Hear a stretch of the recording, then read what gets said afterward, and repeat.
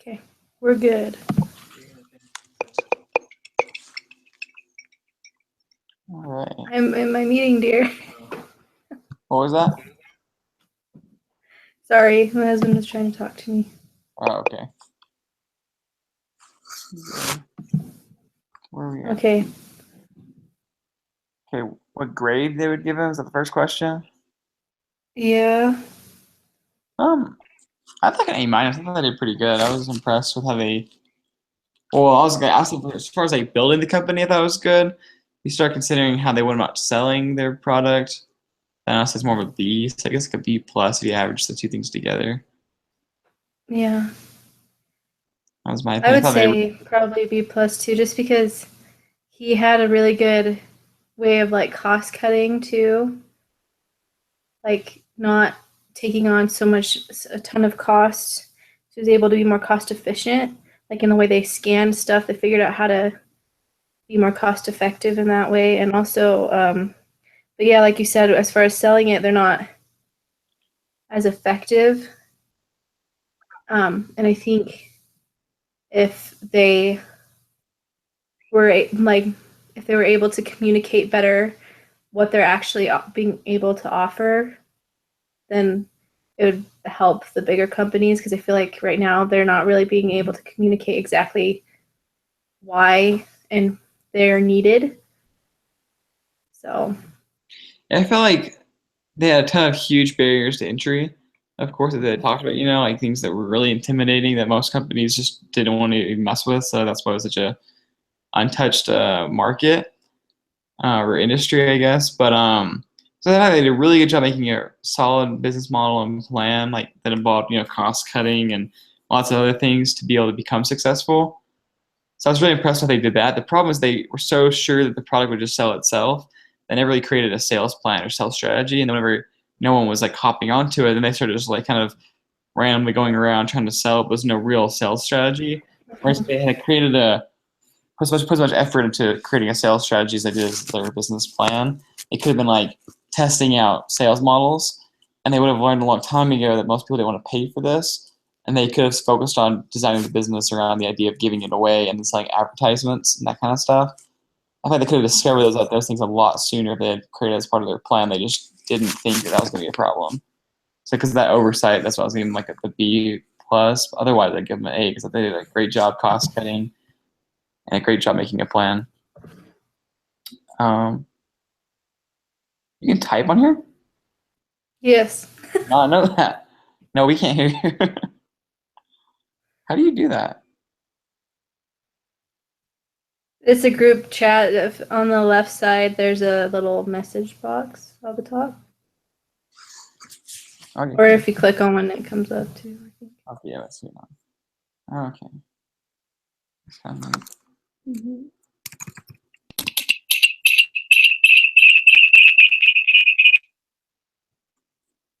Can you hear me now? Yeah. Yep. Perfect.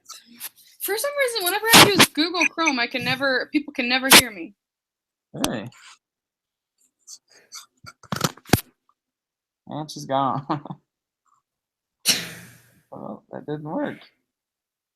Technical difficulty day. Oh my gosh. And whenever my watch touches the side of my MacBook, it puts it to sleep. Because it's the same magnet that's in the computer. It's been a long day. But what I was going to say is I agree. They had like no sales strategy. So yeah, I think they had a really great idea and everything their goal, I feel like they stayed on track with their goal and trying to like reach out and everything. But there was just like no exact structure in what they were doing, like as for like how to get sales and how to continue and everything, that I don't know how they actually were able to keep going, because I feel like without that, what are you actually doing? And they kept needing to get funding and funding and funding. And I was like, calm down. Why don't you like make a plan and then ask for money? Like if you're going to go get money from your parents and you're going to ask at least a second time, you better make sure that it is perfected. You know what I mean? And so the fact that they didn't even have anything to go off of, just, I don't know, that was kind of hard to follow, because I didn't really understand exactly what they were trying to get at, because they had nothing. That, and wasn't their sales force like 2 people? Yeah. Salespeople. And I'm like, you need to have more labor in there, because that's like a key to any business to be successful is your sales. So how are you going to make it if you don't put the necessary resources into that department?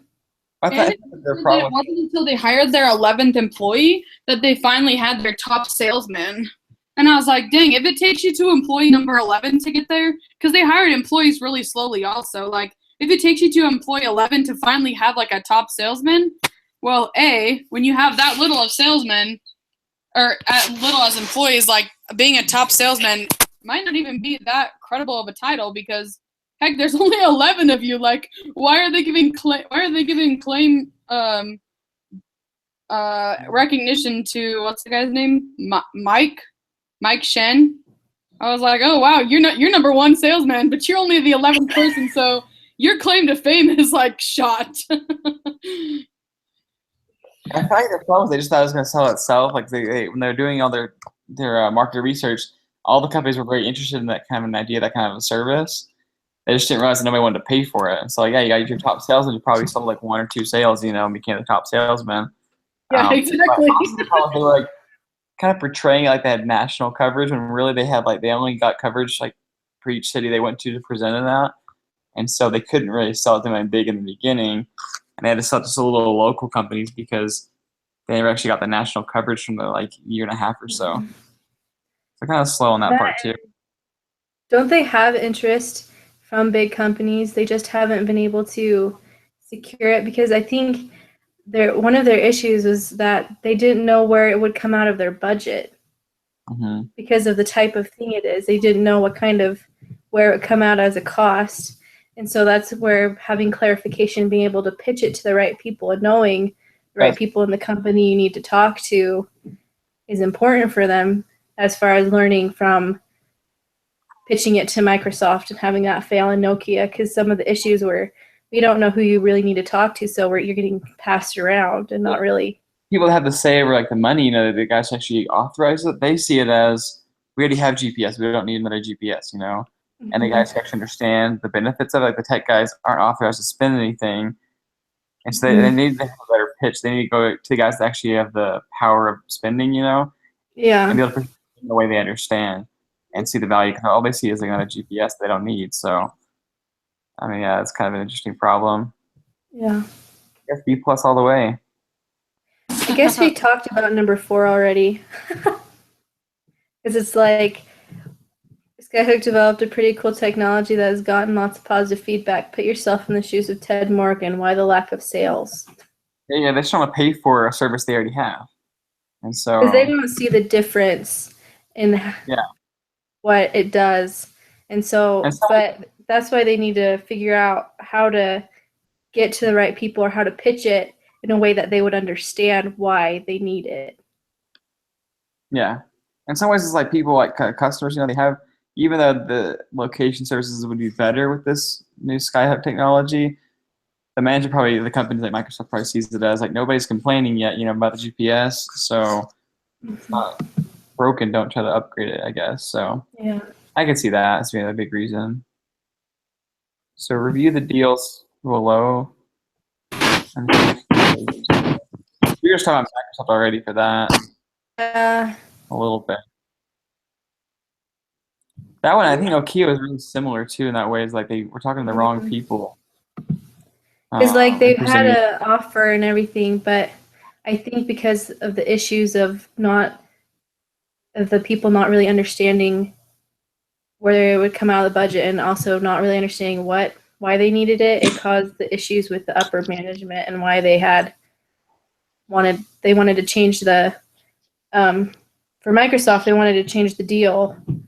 And so that's part of the reason too. And like you mentioned, people don't what? So I was just saying, also Microsoft, I feel like some of I didn't say it, but I could see it in the way companies like Microsoft and Apple that are really big, they like to own their own stuff. They don't like to hire people, and outsource stuff like that. And they were already developing their own. They probably eventually saw it as we'll pay you this cheap fee, for it, or we'll just make it ourselves. And so I think that could be the underlying problem with it. I mean, I think with Nokia, I agree with you that they just the wrong way to the wrong people. For the E911, wasn't that with like, who was that proposal with? Because that was making the 911 with like knowing emergency I think location. that's how the 911 dispatchers be able to identify your location here. I think, but I'm not sure. Wasn't it also location of like ambulances and stuff? Yeah, oh yeah, kind of a bit of all of that. Yeah. I think that's pretty. And they didn't really ever implement that, so it never really got off the ground. Like they come up with the technology, but they didn't ever put it to use. Yeah. So they kind of, because that was more of a specific thing that they're trying to offer to try to get revenue in, I think, instead of just staying focused on really trying to achieve.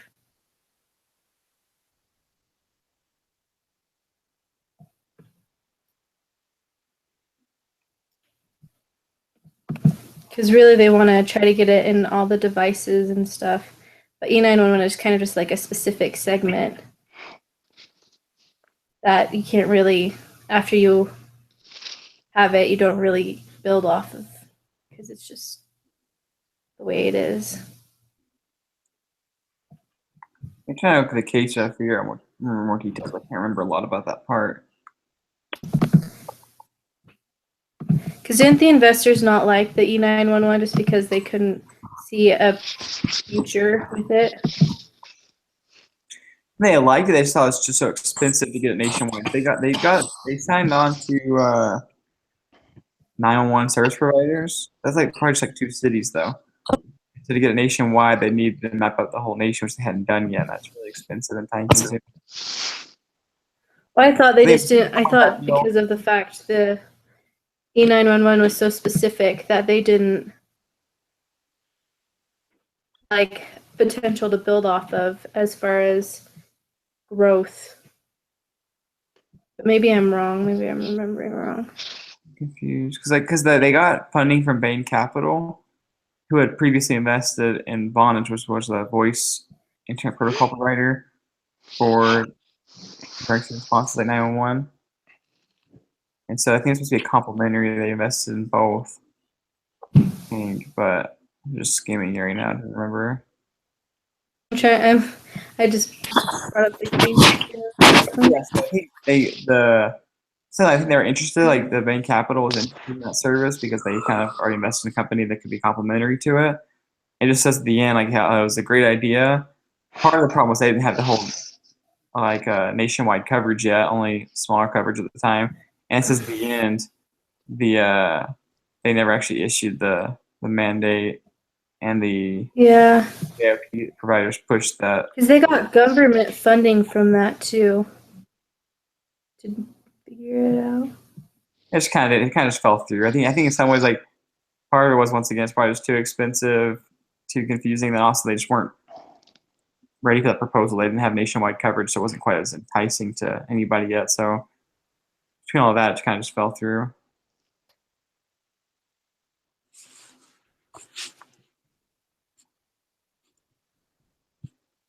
What question are we on now?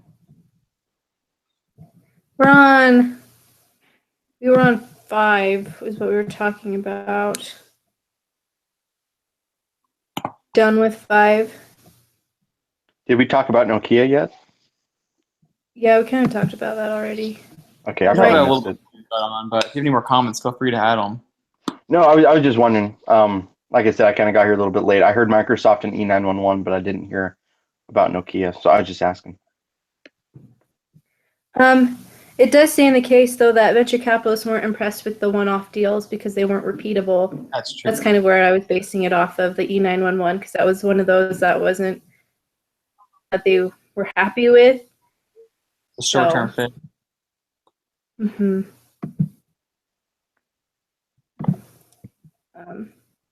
Anyways, so are we going on to 6 then? Yeah. Okay. From the technology, what problem does it solve? Who has this problem? Do the business decision makers and the companies feel the pain that the solution solves? I feel like we kind of talked about this already, just that they're pitching to like the upper management doesn't really see the need because they already have the GPS. But really the people that benefit from the technology are the consumers. It just makes more accurate location for GPS and other phone functions. Yeah. Cities, buildings, your own house areas, depending on that, like it's a lot more accurate. So everyone benefits from it. And Yeah. benefit because the customers will be happy you're having a better service. And I feel like the precision, like it's just so much more, I don't know if precise is the right word, accurate, all of the above. But the fact that they've created a product that adds that into so much more, like a wireless technology, wireless technology, but that adds like so much more accuracy and precision to them. Like I feel like that benefits so many people. And it even talked about how different companies wanted to partner with them because they were able to make something.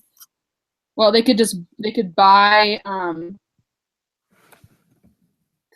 They could just pay instead of owning it. They could just like pay a fee to them for all that amount of data. Yeah. Mm-hmm. And so I think that was really smart if they can get it to work out with other companies because it didn't seem like it went so well with Microsoft. The biggest thing that they're having issues though. Oh, go ahead, Joseph. Oh, you can go ahead. I can just speak after you.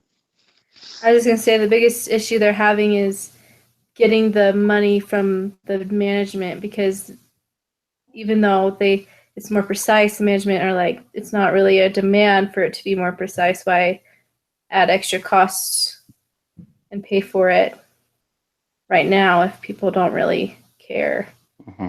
And then, I was going to say that I kind of agreed with Michaela when she was saying earlier that I think it's more of a problem for the consumer. And I'm sure all of us could relate to times where like maybe we were using our GPS in a parking garage and it couldn't find our location. So is it a pain for the like companies? I don't know if it's a pain right now, but I feel like it could become a pain later on when people are pursuing different phone companies or different products that have Skyhook, and then they don't. Because I was kind of thinking with Nokia, I know that Nokia was kind of saying that they weren't worried about their hardware. They noticed that, it seemed like customers were more interested in the apps and the software that they had, and that's why they were so interested in Skyhook. And I kind of agree. I think a lot of times that people will base their decisions on what they can get out of something. So, like I said, I don't think it's necessarily a pain for any of the, companies right now, but I do agree that it definitely solves a problem for the consumer. That, and if they got it now, it would be able to give the company an edge because they're ahead of the demand, and then people will realize that they want it. But I don't think that they're helping sell that pitch in their sales, really, like that vision of how they're different in that way of like showing them this is why you should do it. Yeah.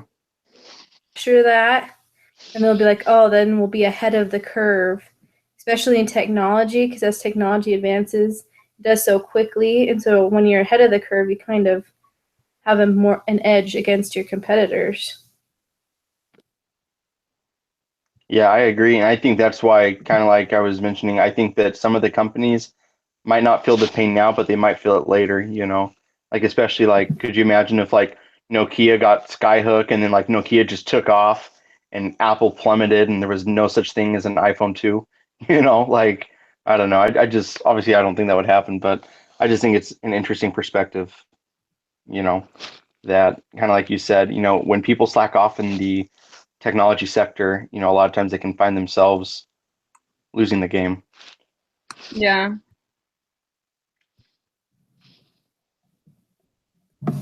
Am I ready to go on to the next one?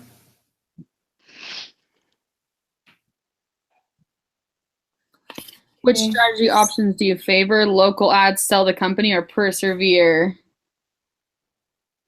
I think this one's interesting because if we were to label every single one of our cases from like this whole semester, like there's ones I like Noodle & Co. that after like 2 weeks, I'm like, dude, quit. You're losing so much money. But they persevered and they like won.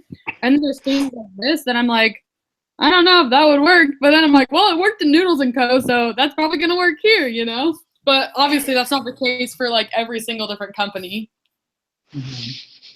But In my opinion on that was they should just persevere with what they're doing because their whole business model is based around that of selling their service to companies, and because they base so much on that already, I said I should keep going. But if they could rewind a little further and pivot, then I would have said to focus on the ads versus selling the service. But at this point, I think they should just keep going because they're pretty close to making it, I think.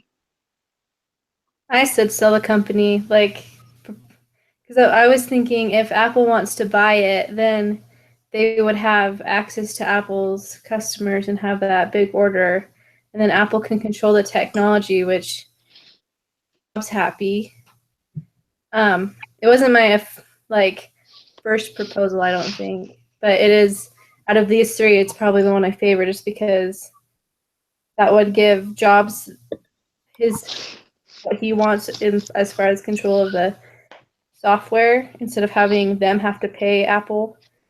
But also, it gives them access to it allows them to have more financing, just because then Apple owns them and it's more secure that way.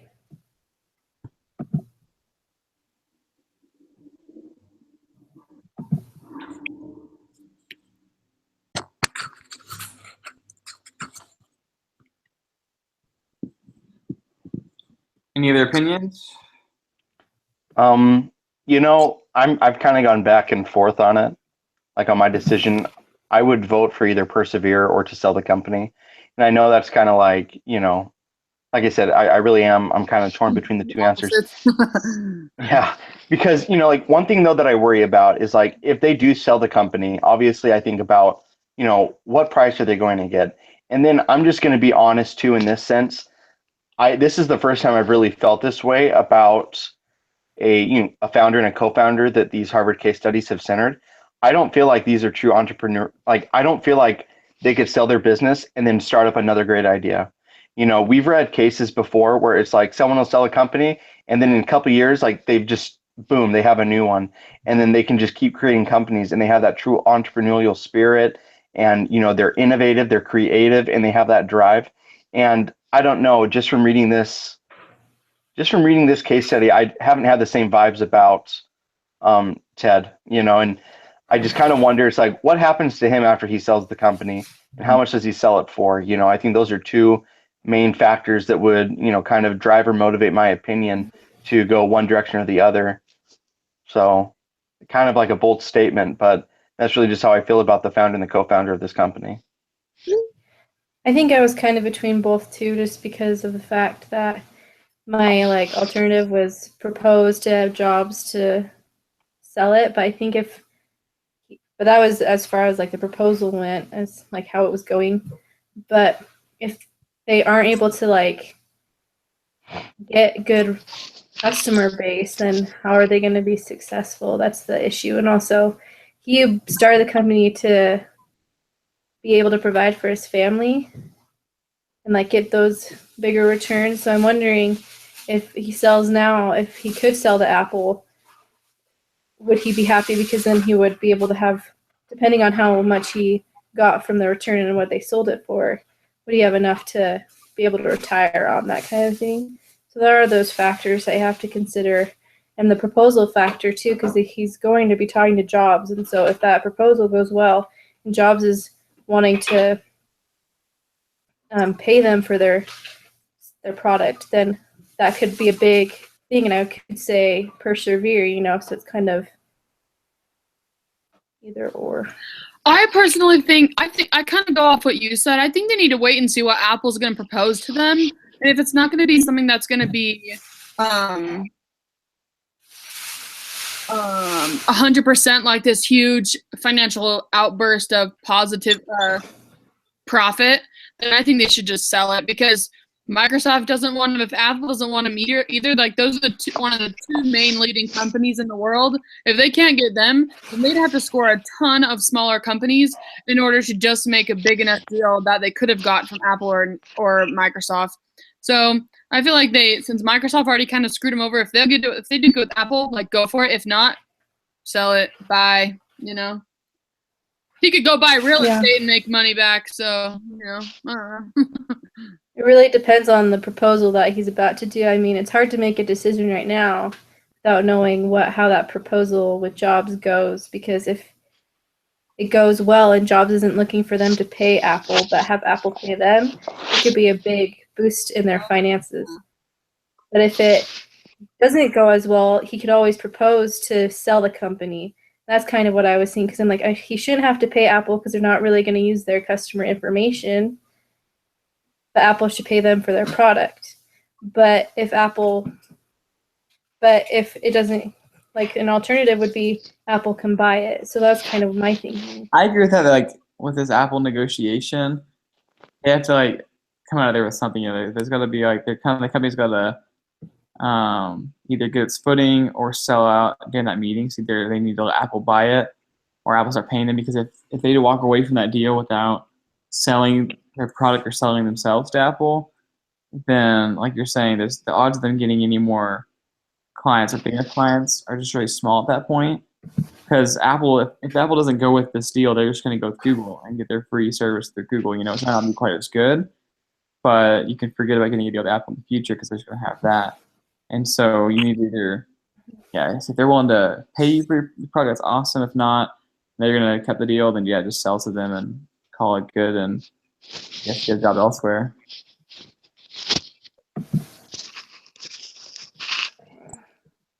But I also feel like if Apple did sign on, if they didn't sell to Apple, they sold their service to Apple, there's so many companies would follow because Apple always is the trendsetter.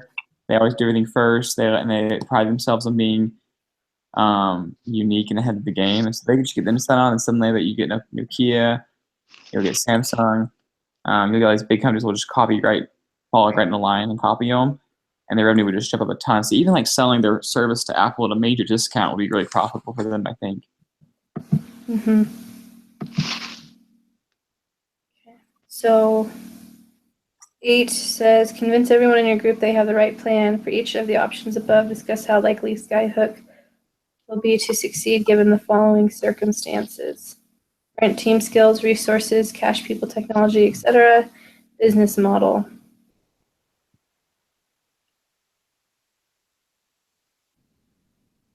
When it comes to team skills, I agree with Joseph. They're not like super entrepreneurs. Like that one case, I can't remember what it was called, but the guy that lives in Montana that started a big tech company.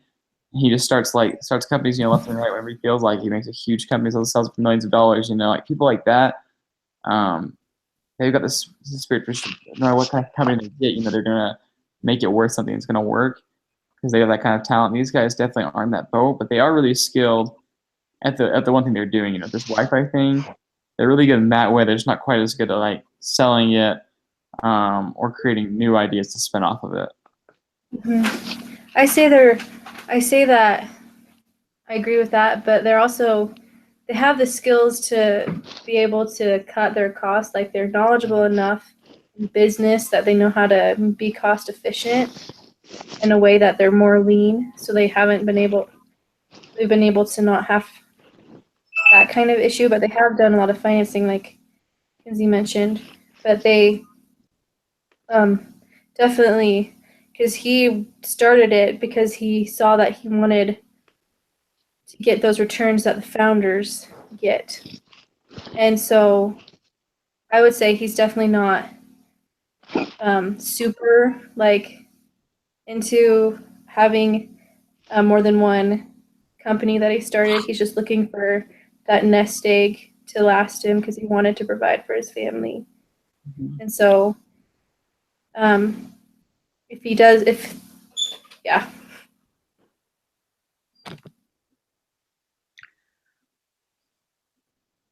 think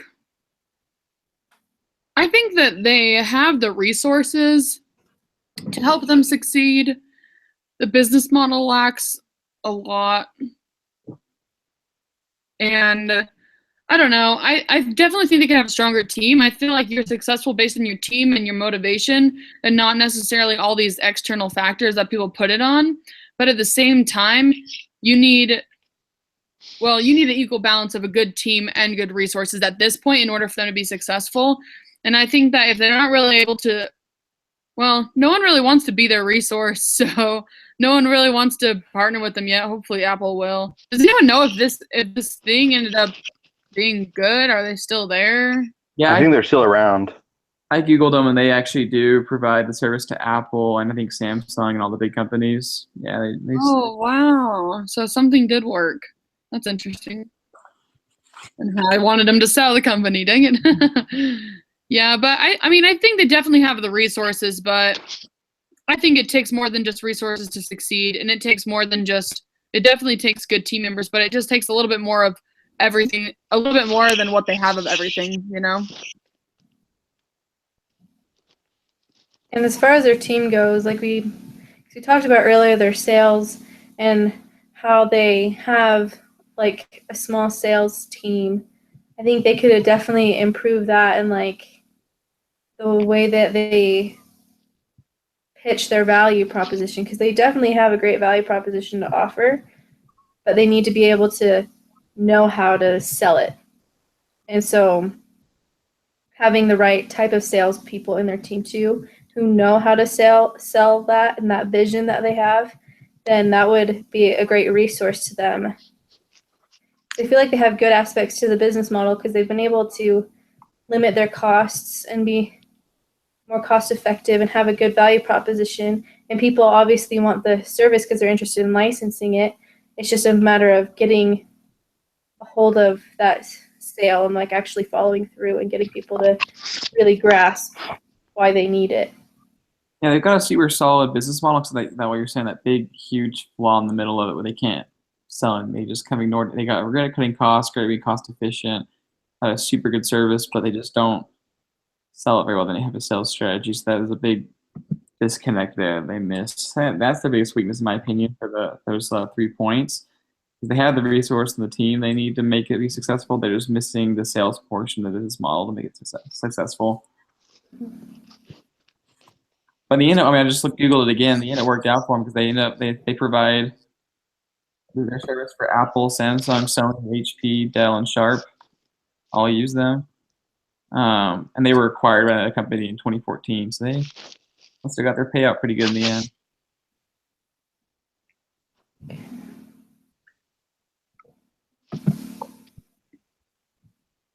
So are we ready to go to the last one? Yep. Okay, it says, as a group, prepare an agenda for your call with Steve Jobs. What's your BATNA? What are Jobs' interests? Why did he call you? Who should pay? Will you pay Apple to get onto their device, or will Apple pay you? How much will you propose per answer? How big is this opportunity for Skyhook?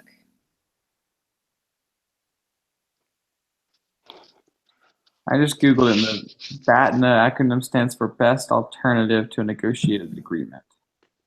I think it was in a supplement reading, but I would definitely think one of them could be proposing Apple buy it, but I feel like they also talk about going to Google, who kind of started this, but if they already have like they build the network and are more cost efficient at scanning, it might be an appeal for Google, who has Android, as far as working with them.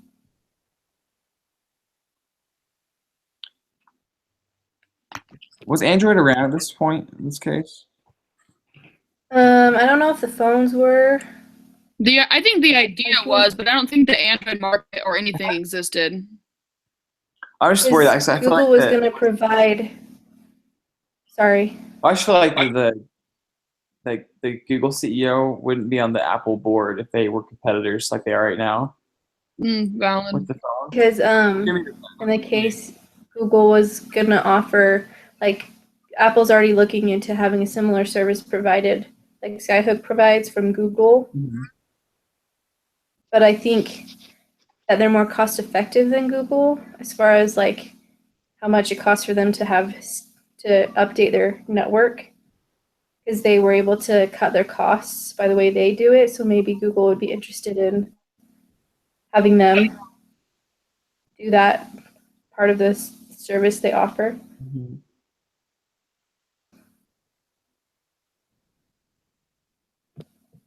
I was saying like for a proposal like to give to Jobs because I mean just going on to part two is where his interest. I think that he's willing to pay just to be ahead of the game. You get Apple's always big into being unique and innovative, and it's something they pride themselves on. They're kind of obsessive over just little things that aren't that big of a deal. They'll go through a lot of effort to be able to have that. And so I think that's why he wants the servicing that's not so much better than anything else. He wants to be the first, and unique and differentiate that way. So what I would do just because he's a trendsetter or the company is, I would offer 2.5 price. Because I did the math. They give it to Apple for only 15 cents per device. Then they'd make $11 million, a little over $11 million the first year in revenue based off the devices they'd sell the next year. And so that's not a ton of money for getting them out of the debt hole that they're in. But I feel like that their revenue would just double if since Apple paid for that or signed on. Word would get around, and then or also copies, so they would double, and then Apple's going to keep selling every year, so that's revenue just going to double by another $11 million every single year for the next few years. So I think it be cost effective again, to save a lot of money where they can for another year or two, and that deal could be super profitable when they get to Apple at a half price discount. That and we talked about how how it gives whoever gets the service will have a competitive edge in technology. So it goes along with his interests, because if he doesn't do it now, if Jobs doesn't take it now, he can say, well, if someone else, another phone company, for example, just do like a different laptop, phone, whatever. But if they take this and then you don't have it, then they're ahead of the game of Apple and technology. And so that kind of would destroy Apple's image as staying on top of the cutting edge technology, So that could be a way he proposes it. Yeah, one thing it says Apple is known for extracting aggressive terms with its partners and suppliers. So AT&T paid over twice the going rate for the exclusive right to the iPhone. So if this company is going to hold it to the same standard, like it says, Apple would be paying $5 to $10 million annually for a limited set of products with Wi-Fi, and 25 to 50 for the first 5 years of the contract as volume grows. So I feel like when Ted and Mike go in with their proposal, it can either go really good or really bad. Because if they base themselves off of those same standards that they've held Apple before, or that Apple's been with other people, then I feel like, that could be really risky. It almost might be it could be a deal breaker if they go in so high, and Apple's like, whoa, we weren't going to do that with you. That was just AT&T, But then at the same time, if they go in so low, and then Apple's like, we want to give you triple, then Apple's like, oh, you only want that much?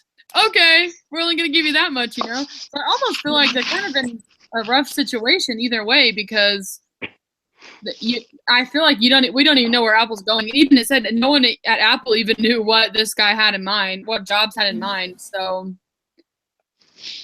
kind of risky. Yeah, that's true. I forgot about that. It mentioned how great their negotiating skills were. That was a really good point. Yeah. But hey, I actually have to jump onto another HOA real quick. So we have like 2 left. All right, but I will see you guys. I don't know if I'm actually I will be here next week. Never mind. Okay, awesome. Talk to you guys later. Okay, bye. Yeah. All right. Bye. I think they need to go in, because like she mentioned, they are aggressive. So if they go in, I wouldn't necessarily go in a half price, just because they could be like, hey, we'll do a deal with you where you have the exclusive to our software for this period of time. And then that will give you that edge over other people, give them that thing. If they do that, then that can appeal to Apple, because that gives them, because if they're aggressive, knowing how Apple is and with other people, because AT&T was getting supplied the iPhones, they were buying them. So if Apple's is now in AT&T's position, they can kind of act like Apple would, I feel like. So I definitely wouldn't lead with that deal. I was just like at the end of negotiations, what I would mean, if they want to pay more, then by all means, that's awesome, But even like the worst case scenario, what my offer would be is like to give them a half price, as well as a year of exclusive rights to the service on mobile phones. Because we definitely don't want to like limit to all devices. Like, just let them only their iPhone would be the only mobile phone that's using this service for the next year. So they'll have the competitive edge for the next year with their new iPhone and everything, and they get for half price. So, because I think I was doing the math, like, Skyhook could get by with, because they're so good at being cheap, they could get by with $11 million in revenue for another year before expanding their markets and getting more clients. Yeah, if Apple's willing to go higher, make a better deal, then that'd be super awesome for them. Make it really easy for them to turn the company around, become profitable almost overnight. Yeah. I definitely don't think they should pay Apple, though, just because they're not utilizing that customer information. It'd be different if they were using the customer information, but they're not. So they're just providing a product for Apple. So I feel like Apple needs to pay them and not the other way around. Mm-hmm. And that last part, I think, like, as far as the opportunity goes, I think it's a huge opportunity for Skyhook. It's actually a lot bigger of an opportunity for Skyhook than it is for Apple, because Apple has other options and things they can do, whereas Skyhook's kind of in a tight spot where they don't have any other options. And so if they could steal this deal, then that the competitors, like Samsung, and whoever else is going to copy them pretty quick just to stay on top of the game. And so even this deal to make a lot of money in itself, it's going to lead to a lot more streams of revenue in the future. So it's a big deal for them to make sure they get it.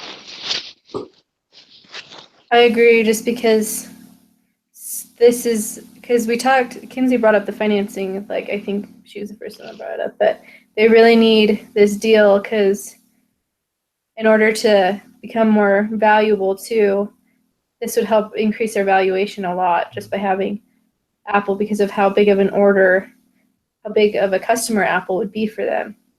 And it would help them just build their brand even too with other large companies. Like you were saying, people would copy. But for Apple, it's not as big, just because, like you said, there's other opportunities in, like, Google. They already mentioned Google. It has offered them a service at no cost. It's similar. But if it's not as good of a service, then is it that appealing to Apple? If it's not really that good of, like, technology, is it really worth it? Because they're about quality. So.